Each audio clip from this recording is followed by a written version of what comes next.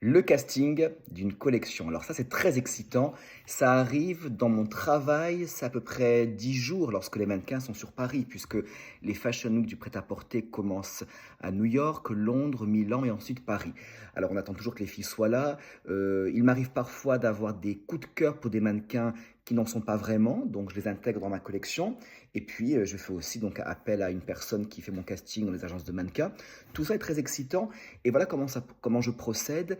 Une collection, c'est une histoire. Alors, j'ai mon ADN créatif. On a, nous les créatifs, un ADN normalement, une signature de mode, un style, et les mannequins vont avec.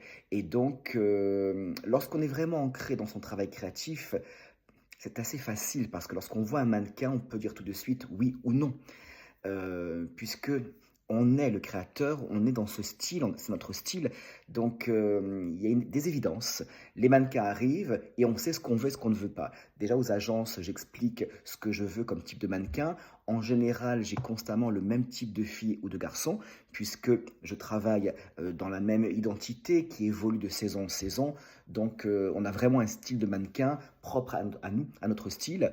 Donc les garçons et les filles arrivent, moi je fais de l'homme et de la femme, donc les garçons et les filles arrivent et on choisit.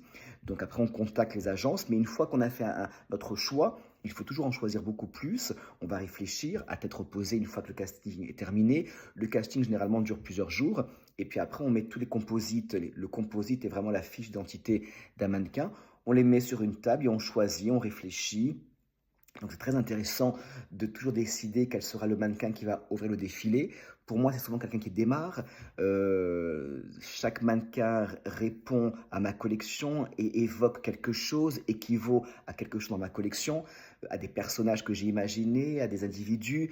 Donc voilà, ensuite, on va attribuer sur les mannequins les silhouettes. Ce sera dans une prochaine vidéo, le fitting. Mais faire le casting, c'est génial, c'est très excitant parce que c'est vrai qu'à un moment donné, ces individus que vous avez choisis, on va les coiffer, les maquiller, ils vont défendre votre collection sur le podium. Donc c'est très important le casting parce qu'au final, que nous reste-t-il? Des images et des vidéos de notre collection portées sur les mannequins. Donc c'est eux qui vont véhiculer notre style ensuite. Donc c'est très très important le casting. À très bientôt.